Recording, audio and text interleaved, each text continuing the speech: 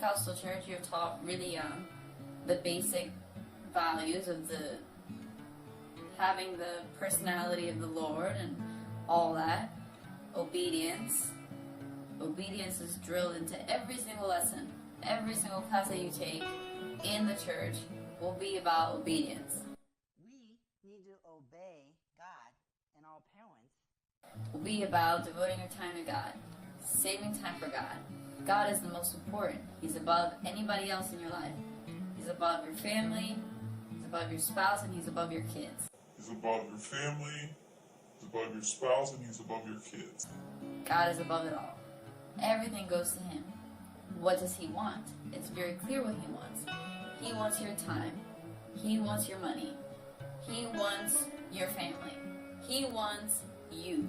He wants you. He wants everything. And to be saved, you need to do that. So it's really simple. For everybody in the congregation, basically, if you bring up any idea, if you say you want to go to school or whatever, they're going to make sure that you stay close to home. And that's going to be the suggestion. Stay close to home.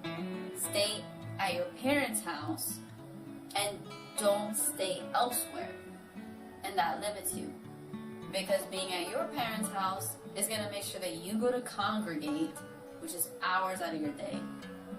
They make sure that you congregate several times a week. So you're going to be congregating. You're going to have the same exact schedule that you had the whole time. You're going to be living in church, and you're going to be trying to juggle school and church. And then when you start saying that you're struggling with this balance between work and school and work for money and studying, then they're going to be like, well, you have to make a choice. Are you choosing between God or education? Because they're never going to encourage you getting educated. Every single time you get further education in science, you're going to learn that's even more bullcrap. Everything tied together, you're going to see that everything that was shoved down your throat, everything that you were criticized about, everything that you had questions about, they would just say that you have faith, is all bullshit. You were just fed shit.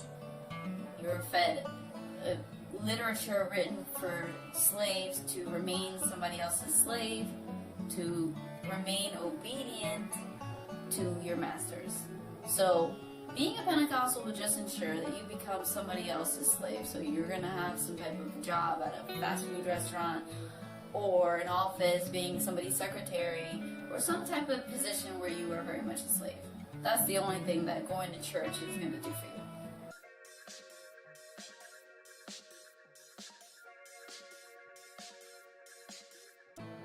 No. The Pentecostal is not an example for anything. It only ends up in failure, whether it's a large scale and obvious or a small scale and less obvious, it's a failure nonetheless. The Bible itself does not have good lessons. You can, again, cherry pick. You can cherry pick out of a lot of books. You can cherry pick probably out of the most atrocious and disgusting books that you can find on the market and find a good sentence here and there that are decent. But again, like if you choose to live your life based on the Bible, be my guest. If you want to cherry pick and you want to find the good verses where it says, be good to your brother and your fellow man and blah, blah, blah, do unto as you would have him do to you, which was my favorite and still is, go for it. But the Bible itself is full of horrible things. It's full of atrocities. I'm not gonna pretend anymore that it's not there. I always saw it. I always read it for what it is. Disgusting words in sentences and paragraphs. And you can't base your life on that literature and think that everything's gonna go well for you. Because firstly, who devotes their life to literature? A book. People don't dedicate their lives to literature in general, let alone one book. If you're going to dedicate your life to one book, and people don't even dedicate their lives to many books or a series of books, people don't dedicate their life to books. So if you're going to dedicate your life to a book, that book and just one book, period, is a horrible way to go. And it's not going to end up good for you. And it's not going to end up good for families at all. Because where in that book tells you how to raise kids? The verses that it does tell you on how to raise your kids tell you to do the most horrific things to your kids. The book of Proverbs repeatedly praises child abuse, saying that the bruises or blue stripes of the rod are an indication of a well-trained child. And otherwise, God constantly has people killing children and sometimes even eating them. Remember when Lot tried to satisfy a rape mob by offering them his own virgin daughters? Remember when Jephthah murdered his own child as a sacrifice to God? There's 4 books in the Old Testament where God demands that we sacrifice our firstborn sons. So the story of Abraham being ready to kill his own kid pales in comparison to what God demanded later on. How's that for family values? The verses where it does tell you how to treat your wife or your husband tells you the most horrific things. And again, you can always cherry pick.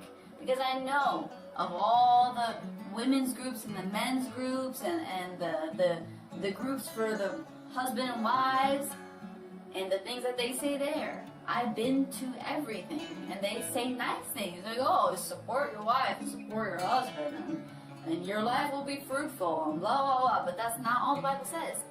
It's a huge book. Well, it's not huge. But for a book that only talks about how you treat people and condemning and wars and just basically like angry things and happy things, nothing in between, nothing historical, nothing of value, it's just like feelings book, they're going to talk about marriage a lot. One of the first story is of a marriage, essentially. So they talk a lot about how men should treat women. They talk about rape. They talk about choosing your wife by seeing somebody in another town of people that is your enemy's town, but you want to be with her, so you rape her and then you claim her as your wife. Like that's a good lesson for marriage. Like, you see where I'm getting at? Like, a verse about a baby could be about you killing babies because God doesn't like this group of people and he wants you to kill them. So why would you think that a book that suggests for you to kill the other town's babies because you don't... I don't care how you spin that story. There's no way to spin a story about babies. You're talking about babies.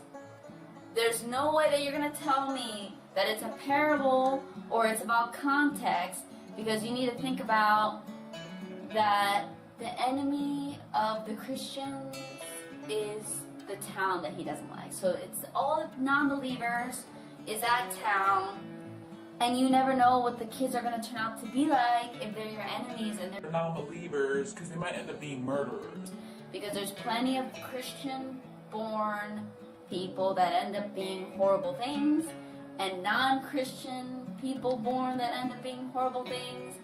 And it's just a matter of like chemistry in the brain. It's not even your belief system that turns you into a murderer. But the Bible easily condones stuff like that. So even if later on it says nice things about marriage, and even if in a few sentences away it says something complete opposite, it mentioned it. And it says disgusting things. And you're holding that book near to your heart, above anybody else, so you don't listen, which is one horrible lesson and a horrible way to live your life, to not listen to anybody, to not absorb new information, and to not allow anybody to offer you any contradicting opinion at all. You don't want to learn, you don't want to grow, you don't want to change, you're okay with beating your kids, you are okay with having a master type dynamic. So that's the type of dynamic you're going to have in your family. If you don't have it with your family, you're going to have that master-slave type dynamic with your friends or at work or somewhere. You're going to have some type of outlet for that. Because you're not going to be drilled all day, every day of your life, that you have a master and you're a slave, and you are a happy slave, and you want to spend eternity on your knees, bowing and praising a God God! He's God! You kneel before me! You're supposed to kneel, or you'll burn in agony! You're free to choose! See, God's all about freedom. You're free to kneel or perish! Your soul, your choice. Finally! Now worship me! Worship me for all eternity, for that is your purpose. That is why I created you. That is the very meaning of your life.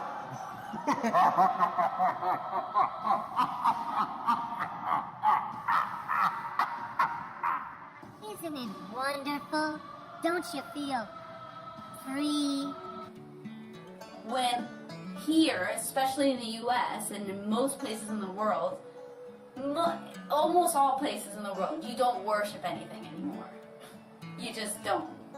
So you're gonna have an outlet. There's no way a being that has their own personality suppresses it because of a book, and then everything ends up fine.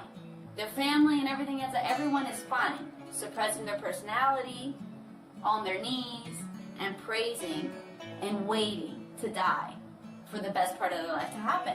There's no way that's gonna end good. So no, it's a horrible way to raise your family. Yeah. So basically, every single turn you take, every single interest you might take, you get like a slap on the wrist. Like, oh no, not that. Oh, I need to fast because I'm losing faith. Because that's why I'm getting all these interests. It's like the devil is tempting me. He's trying to, ooh, look at this of the world. Because everything's considered of the world. Because you're not from here. You're from heaven. So don't want to be something great here. Want to be something great for God. I was always told, be a Christian singer. If you're going to do a pageant, do it like a Pentecostal, like wear your skirt. For the swim part, wear a long dress, cover yourself, sing something for God, and do like that. No makeup, don't wear any makeup. It's like, yeah, it sounds like design skirts. We need skirts. Design them, but don't make them too tight. Don't explore with fashion. Don't use sheer fabrics. Don't use boning. Don't put a bow above the rear. Like you can't. What type of fashion is that? What type of fashion is that? Just plain old big skirts. Just big tents. Just buy some tents and cut a hole at the top. Your Pentecostal skirt. Like, even that will probably be too scandalous because the fabric's too thin. But yes, like everything can be turned to for God. If you do a bakery, you have to name it for God. Like, name something for God. Like, call it manna. Manna bakery. When you open the doors, and you decorate everything like heaven, have a heaven theme. Don't put crosses though, because that's for Catholics and they're gonna go to hell.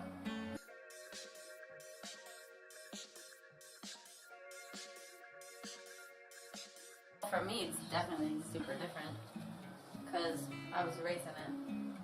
But my beliefs changed so much, and I wasn't allowed to evolve in it.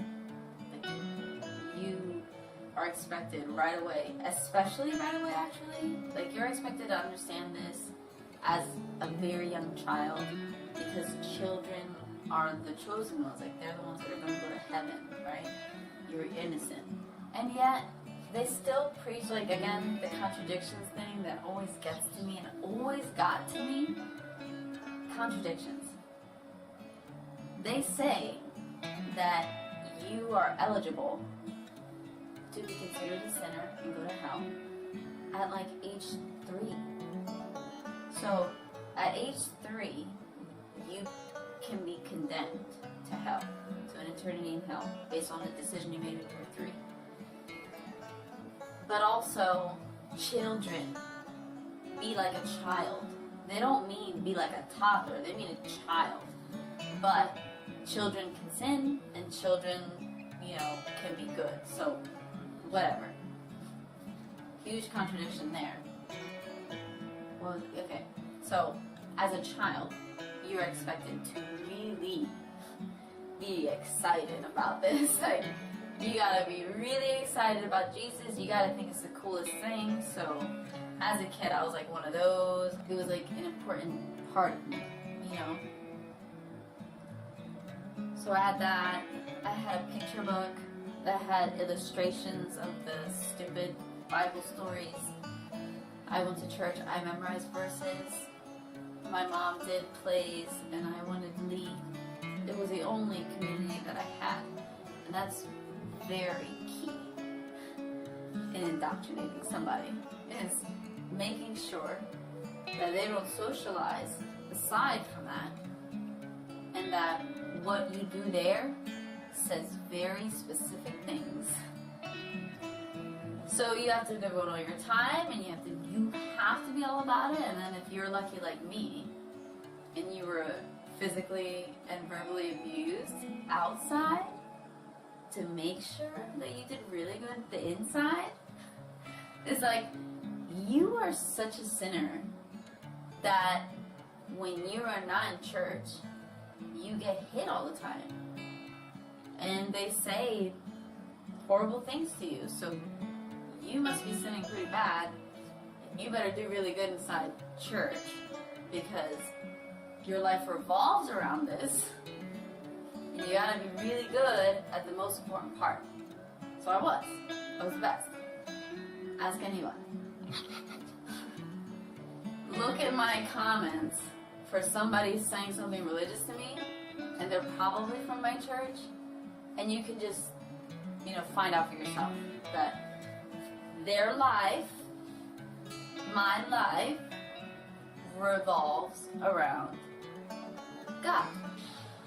So it's, like I said, with the school thing, it's all the same. It's just a lot of repeating of the same thing. The same technique is applied for all aspects of life that are not Pentecostal about God, which literally is that. So it's everything. It's like being alive, all the things that happen to you as a human being, and when those things happen to you, how you handle them.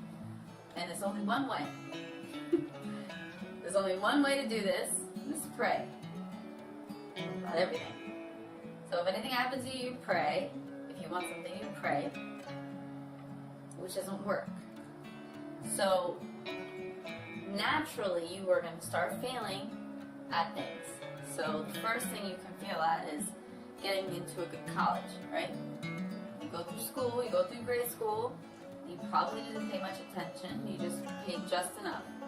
I didn't. I did great. I love school.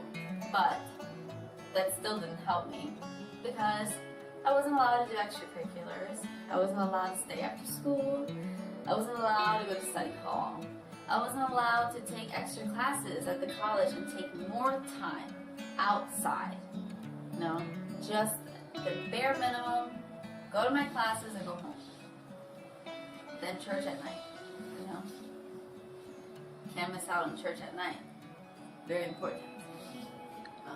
I can miss choir, I can miss drama club, I can miss the art club, I can miss being in more photos in the yearbook, because I was never able to do anything outside of just be in my classes, and those photos are usually taken after school or at the events that I couldn't go to.